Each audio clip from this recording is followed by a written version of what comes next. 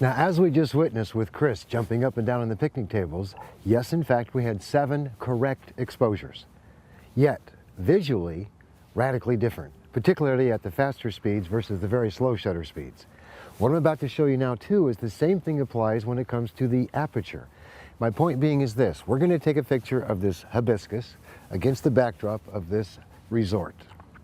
The important part to keep in mind is this: I'm once again going to shoot 7 correct exposures. And the reason I'm shooting 7 correct exposures as opposed to you might being able only to shoot 6 is because my lens goes to a maximum lens opening of 2.8. Yours perhaps only goes to f4.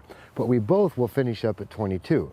So keep in mind, as you look at these photographs, they are all exactly the same in terms of their quantitative value. That is to say, simply, they are a correct exposure.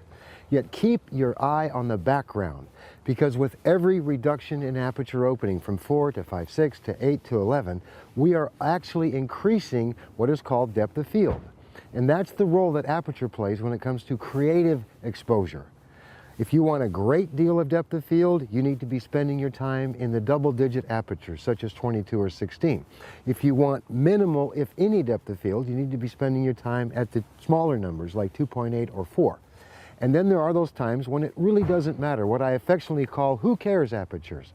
Who cares what aperture I use? If you find yourself in that situation, and I'll show you some examples in a moment, you would definitely want to be using the apertures of 8 and 11. Why? Because optically, they, generally speaking, offer up the greatest color, contrast, and sharpness.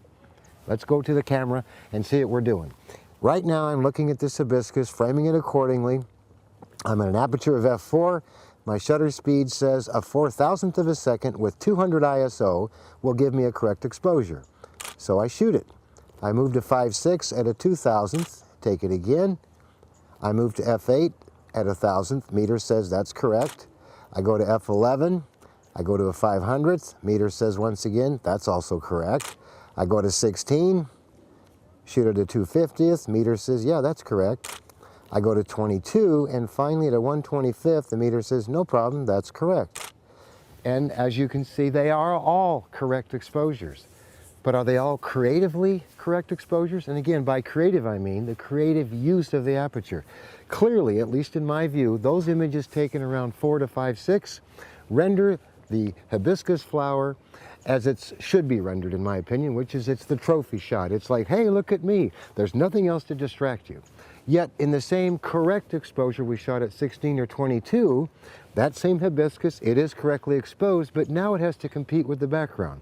It's kind of like the news camera person or the news anchor person who's doing a live report, and in the background there's that kid jumping, hey, look at me, look at me. That's a distracting background. Yes, it's a correct exposure, but not the creatively correct exposure that we're wanting. Again, in this instance, that would be down at the f4 to 5.6 range. Here's my point. As you approach a given subject, you need to ask yourself 3 things.